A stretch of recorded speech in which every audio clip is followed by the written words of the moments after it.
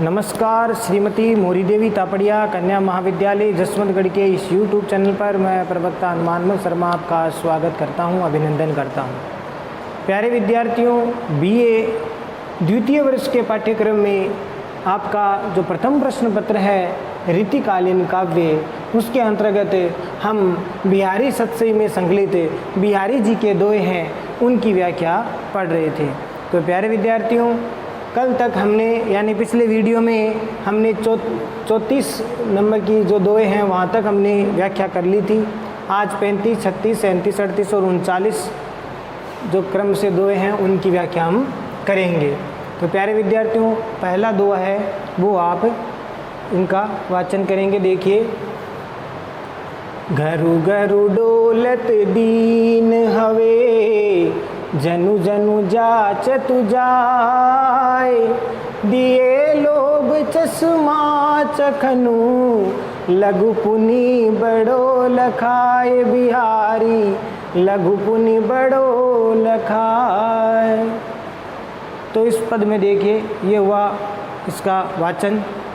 और अब इसमें जो है बिहारी जी ने इस पद में भीख मांगने और याचना करने के ऊपर जो है उस पर व्यंग्य किया है कि व्यक्ति को भीख या याचना नहीं मांगनी चाहिए, नहीं, ये चीज़ें मनुष्य के लिए अच्छी बात नहीं है। तो यहाँ पर कोई लोभी व्यक्ति है जो भिक्षा मांगता है, याचना करता है और वह इतना ज़्यादा लोभी स्वार्थी हो जाता है कि उसको छोटे बड़े का भी भान नहीं रहता। तो प्यारे विद्यार्थियों, इसमें अर्थ देखिए, घरु घरु का अर्थ होता है घर घर, दौलत मैंने भटकता है, डोलता है, दीन मैंने गरीब, दीनहीन, ठीक है, दीनहीन गरीब, हवे मैंने होकर, जनु जनु मैंने लोगों में, जनु का अर्थ होता है लोग, ठीक है, और जाचतु मैंने याचना या भिक्षा, ठीक है, भिक्षा या भीख, जाए मैंने जाकर के, दिए मैंने लगा रखे हैं, ठीक है, लोभ चश्मा का अर्थ हो गया लोभ रूपी, रूपक अलंकार हो गया, लोभ रूपी चश्मा, चश्मा मैंने ऐनक या चश्मा, कौन से हैं, लोभ रूपी चश्मा, वो चखनु मैंने नेत्रों पर, चक्षुओं पर, ठीक है, चक्षुओं पर या फिर नेत्रों पर, लघु मैंने छोटे, पुनि, बड़ो मैंने बड़ा बड़ा, लखाए मैंने दिखाई देता है। तो प्यारे विद्यार्थियों, इस पद का अब हम इसका अर्थ देखते हैं। घरु घरु डोलत दीन हुए, यानी इसमें बिहारी जी ने जो भिक्षा मांगने वाला, याचना करने वाला कोई लोभी व्यक्ति है उसके बारे में वर्णन करते हुए कहते हैं कि ऐसा कोई लोभी व्यक्ति है, वो घर घर जाकर के दीनहीन होकर के लोगों से क्या करता है, याचना करता है, भिक्षा मांगता है, भीख मांगता है। और उस प्रकार से वह व्यक्ति इतना ज़्यादा लोभी और लालची हो जाता है कि उसकी आँखों पर दिए लोभ चश्मा चखनु, यानी उसके आँखों पर लोभ रूपी चश्मा है, उसकी आंखों पर लोभ रूपी जो चश्मा है वो पड़ जाता है। तो ये लालच रूपी चश्मा, लोभ रूपी चश्मा है,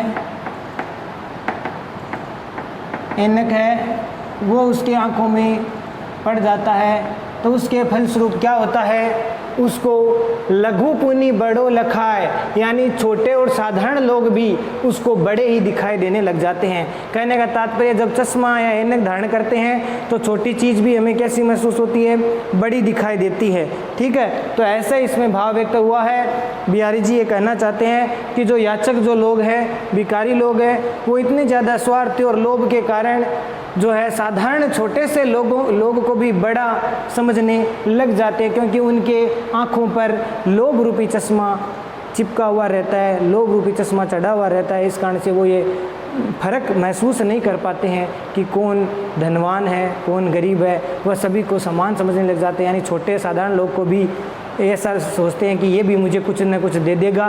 तो इसी प्रकार से वो छोटे लोगों को भी, साधारण लोगों को भी बड़ा समझने लग जाते हैं। तो प्यारे विद्यार्थियों, ये भाव आपको समझ में आ गया होगा।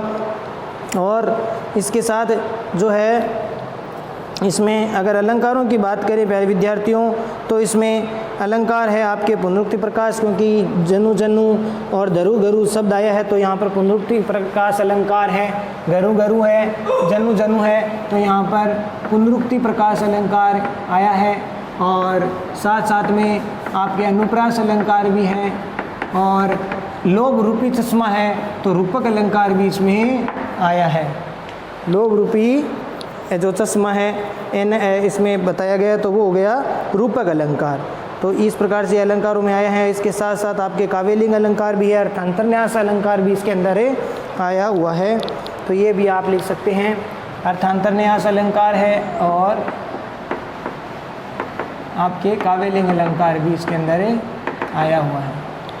तो प्यारे विद्यार्थियों, ये जो भाव आपको समझ में आ गया होगा। इसमें बिहारी जी ने जो है भिक्षा न मांगने की बात वो कही है, क्योंकि भिक्षा दीनहीन होकर के लोगों के सामने हाथ फैलाना ये स्वाभिमानी व्यक्ति के लिए अनुचित है, ये उचित नहीं है।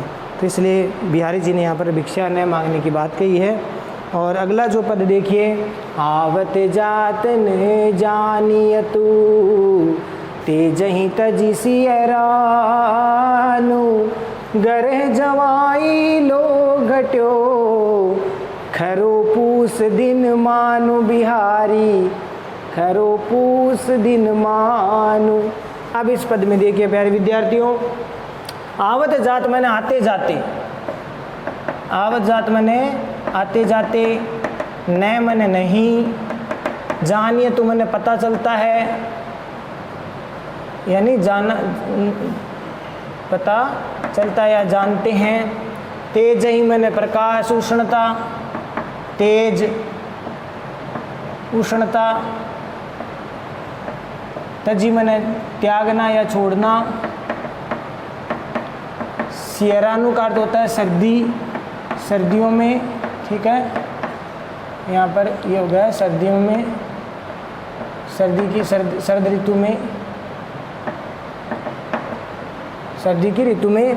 और घरे जवाई मैंने घर के जवाई, घर में रहने वाले जवाई, लो मैंने जैसे, घट्यो मैंने कम हो जाता है, कम हो जाता है। खरो, खरो का अर्थ होता है कम या अभाव। पूस मैंने पोष, पोष मास, पोष का महीना। दिनमानु का अर्थ होता है सूर्य। तो आप देखिए प्यारे विद्यार्थियों, इसका अर्थ बिहारी जी ने इस पद में एक घर में जवाई जो होता है, घर जवाई जो बन करके रहता है, उसका आदर सत्कार सम्मान घट जाता है। इसका बिहारी जी ने पौष मास के सूर्य से उपमा है वो दी है। तो किस प्रकार से घर जवाई का है, दामाद का है, वो सम्मान है वो कम हो जाता है। तो इस पद में देखिए बिहारी जी कहते हैं कि जैसे आवत जात न जानिए, तो मैंने आते जाते पता नहीं चलता। तेज ही तजी सियरानु, सर्दियों में सूर्य अपना तेज या प्रकाश है वो कम कर देता है, उसका प्रकाश है वो कम हो जाता है, उसकी उष्णता। जैसे ही जैसे घर जवाई लो घट्यो, इसी प्रकार से घर जवाई का है जैसे मान सम्मान है वो कम हो जाता है। खरो पूस दिन मानू, जैसे कम हो जाता है। कैसे? पोष के महीने में जैसे दिन है, सूर्य जो है वो कब उगता है और कब अस्त हो जाता है पता ही नहीं चलता। दिन छोटे होते हैं, रात्रियां बड़ी होती है। तो इसमें यही भाव इसमें व्यक्त किया है कि पौष महीने में जो सर्दी की ऋतु होती है, पौष महीने में सूर्य का या दिन का आने जाने का पता नहीं चलता। और उस समय सूर्य है वो अपने तेज को उसी प्रकार से कम कर देता है जैसे घर जवाई है उसके घर में रहने से या घर जवाई का घर में बार बार अपने ससुराल में बार बार आना जाने से, उसका निरंतर आने जाने से उसका जो सम्मान है, आदर है वो कम हो जाता है। तो प्यारे विद्यार्थियों, ये भाव आपको समझ में आ गया होगा। अपने एक राजस्थानी में कहावत है कि दूर जवाई हीरो बराबर और गांव जवाई आधो। और घर जवाई गधो बराबर चावे जिया लादो।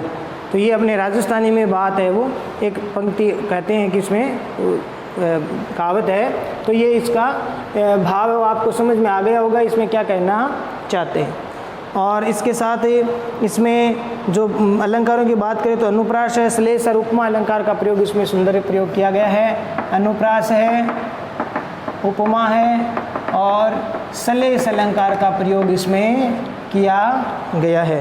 तो प्यारे विद्यार्थी ये भाव भी आपको समझ में आ गया होगा। और इसमें घर जवाई की है वो निंदा की है सूर्य की, पौष के महीने के दिन की उपमा देख करके कि जैसे पौष के मास के में सूर्य का प्रकाश है वो उसकी उष्णता तेज है वो कम हो जाते हैं और उसके आने जाने का समय भी पता नहीं चलता, कब दिन उग गया कब अस्त हो गया। यानी वो छोटे दिन होते हैं पौष के महीने में और रात्रियां बड़ी होती है तो इतना कम समय होता है। उसी प्रकार से सूर्य के आने जाने का पता नहीं चलता। उसी प्रकार से पौष महीने में सूर्य की उष्णता कम हो जाती है। ठीक उसी प्रकार से जैसे घर जवाई है वो निरंतर घर पर आने जाने से उसका मान सम्मान घट जाता है, कम हो जाता है। तो प्यारे विद्यार्थियों अगला पद देखिए, मैं समझो निर्धार ये जगू, नहीं क्षमा करना ये सोरठा है प्यारे विद्यार्थियों, ये सोरठा है, ये ऊपर वाले दो हैं ये सोरठा है। मैं समझो निर्धार ये जगू काचो काच सो, मैं समझो निर्धार ये जगु काचो काच सो, एके रूप अपार प्रतिबिंबित लखिए तू जहाँ। तो ये सोरठा छंद ध्यान रखना प्यारे विद्यार्थियों, ये ऊपर वाले दो हैं। तो मैं समझो यहाँ पर बिहारी जी ने उस परम ब्रह्म परमात्मा तत्व को समझने की बात कही है कि परम ब्रह्म परमात्मा है, उसको समझने से क्या होता है कि उसको हम जब समझ लेते हैं तो उसका भाव हमें हर जगह है वो परमात्मा व्याप्त हो जाता है, ये भाव हमें समझ में आ जाता। तो बिहारी जी अपने आराध्य ईश्वर के प्रति भाव व्यक्त कर रहे हैं कि मैंने इस जो परम ब्रह्म परमात्मा या ईश्वर है उसको पूर्णतः समझ लिया है, निश्चित रूप से समझ लिया है। तो इसके बारे में बात बताया है। मैं समझो मैंने समझ गया हूँ निश्चय रूप से। निर्धार मैंने बिना आधार के, निराधार बिना आधार के या निश्चयी, यह जग मैंने यह संसार, काचो मैंने कच्चा अस्थिर, काचो मैंने कच्चा अस्थिर, काच सो मैंने काच के समान या फिर शीशे के जैसे, सो मैंने समान कि ये जगत है। बिहारी जी ने समझ लिया कि ये जो संसार है ये संसार जो है कच्चे कांच के समान है, ये संसार कच्चे कांच के समान है, स्थिर है, स्पष्ट असत्य है। ठीक है, कच्चा है। एक ही रूप अपार, एक ही रूप अपार का मतलब एक रूप किसका, ईश्वर का। उस ईश्वर या परम ब्रह्म का जो स्वरूप है वो अनंत है, अपार है, अनंत अनंत रूप में प्रतिबिंबित होता है। लखिए तो मैंने देखते हैं जहाँ मैंने जहाँ भी, यानी कहने का तात्पर्य यह है कि बिहारी जी ये कहना चाहते हैं कि मैंने ये निश्चित रूप से समझ लिया है कि ये संसार है वो कच्चे कांच के समान अस्थिर है, अस्पष्ट है, असत्य है, झूठा है, नाशवान है ये संसार। और इसमें जो ईश्वर की जो सत्ता है वो अनंत है। और वो ईश्वर की जैसे एक शीशे में एक रूप है वो अनेक, जब शीशा टूट जाए तो उसके मान लीजिए ये एक शीशा है तो इसमें प्रतिबिंब बनेगा वो एक ही बन गया, लेकिन यही जब टूट करके अलग अलग टुकड़ों में बंट जाएगा तो सामने वाले का जो प्रतिबिंब है वो कितने अलग अलग टुकड़ों में अलग अलग दिखाई देने लग जाएगा, अलग अलग टुकड़ों में अलग अलग दिखाई देने लग जाएगा। तो ऐसे ईश्वर है वो समस्त पदार्थों में, समजीव के समस्त संसार के समस्त पदार्थ में जो ईश्वर है वो प्रतिबिंबित है या पूरे सर्वव्यापी है ईश्वर, ये भाव इसमें व्यक्त किया गया है। तो ये भाव आपको समझ में होगा। एक ही रूप अपार, यानी वो जो ईश्वर है वो एक है लेकिन अनंत रूपों में दिखाई देता है समस्त पदार्थों में, वहीं एक ही ईश्वर का निवास है। वो ईश्वर सभी जगहों में व्याप्त है। जहाँ देखूँ तित तू का तू। एक अपने कबीरदास जी का भजन है कि इतना भेद बता मेरे अवधू, अच्छी करनी कर ले तू, डाली फूल कमल क माई, बाहर भीतर तू का तू। कि दाता के संग दाता बन जा चोरा के, दाता के संग दाता बन जा भिखारी मैं भेड़ो तू, मंगतो होकर मांगण वालो, देने वाला तू का तू। ये भाव व्यक्त किया है। नर नारी दो भेद बनाया दो दुनिया में, दिसे क्यों। नर नारी एक बनाया दो दुनिया में, दिसे क्यों। अरे बालक होकर रोवण वाला, राखण वाला तू का तुम। जड़ थड़ दम में तू ही विराजे, जहाँ देखूं तित तू ही तू। कहत कबीर सुनो भाई साधु, गुरु मिला है तू का तुम।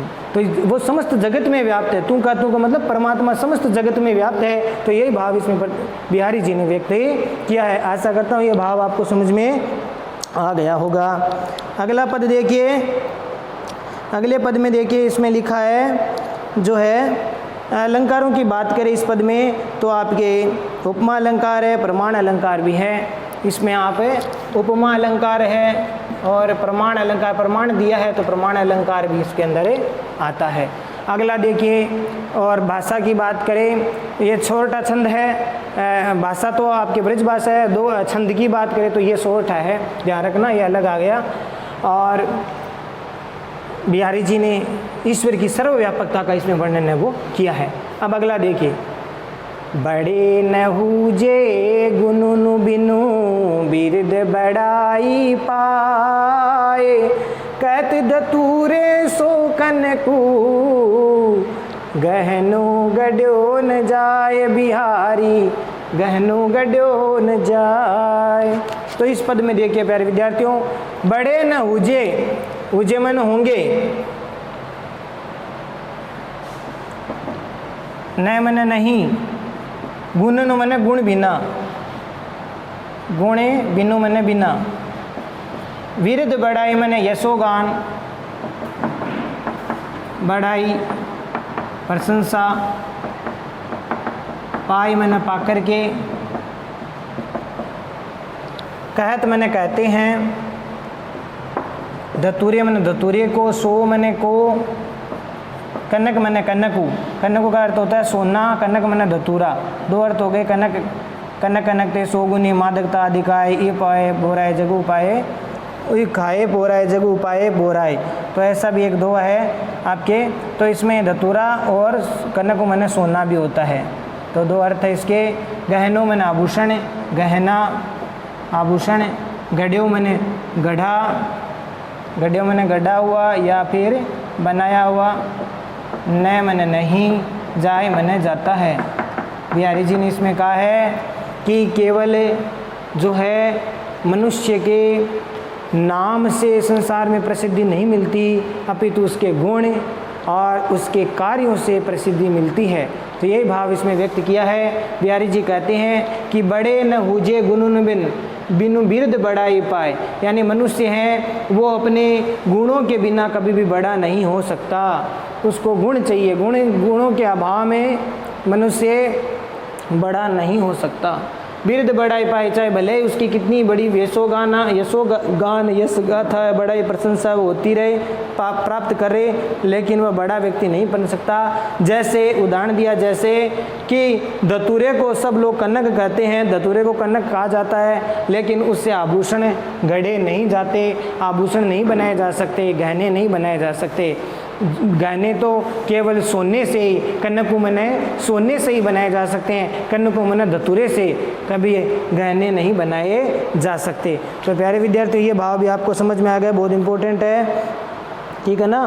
तो इसमें विनोक्ति अलंकार है, अर्थांतर न्यास अलंकार है, अनुप्रास अलंकार है, ठीक है। इसमें अलंकारों की बात करें तो आपके अर्थांतर न्यास अलंकार है और आपके ये विनोक्ति अलंकार भी है।